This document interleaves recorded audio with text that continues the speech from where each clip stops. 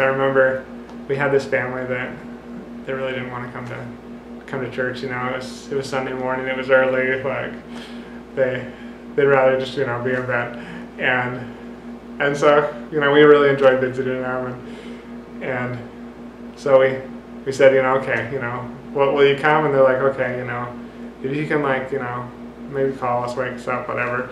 So we got to do fun things. We leave messages every Sunday morning because we knew they had an answering machine that you could hear. So we just, and I think there's just a lot of that you really improve interacting with people and kind of connecting however they do it.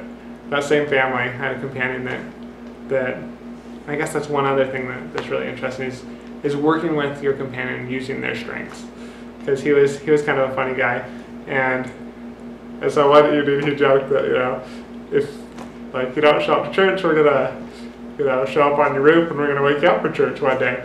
So they didn't show up to church, and he jokingly asked would that be okay if we showed up, and they're like, yeah, whatever, you're fine, whatever. They didn't think he was gonna do it, so he's like, okay, Elder, we got to do it.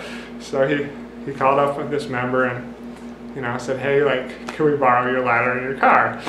And so the member's like, oh, why? And they were like, to go wake this family up. And so he's like, I don't know if are you sure this is okay? And whatever. And so he's like, maybe you should ask the bishop to make sure this is okay, because they were members. And so we said, okay. So we called up the bishop, and he's sitting in his morning meetings, and this is on Sunday, and everyone's sitting there, and they hear the bishop say, yes, okay, elders, okay, don't fall off. And then he hangs up. They're all like, what was that? So we called the guy back, and like, okay, the bishop says it's a go.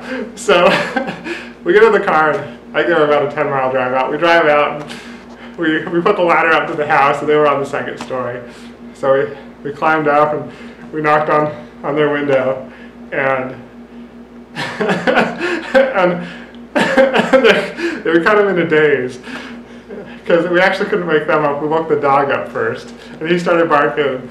Anyway, they wake up and they hear these voices outside. And they're like, what is that?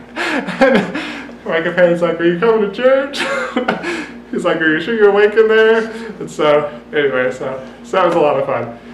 Then we woke them up, and we joked with them a lot after that about that, but they did start coming to church after that, and it was good, but there's lots of fun things to do.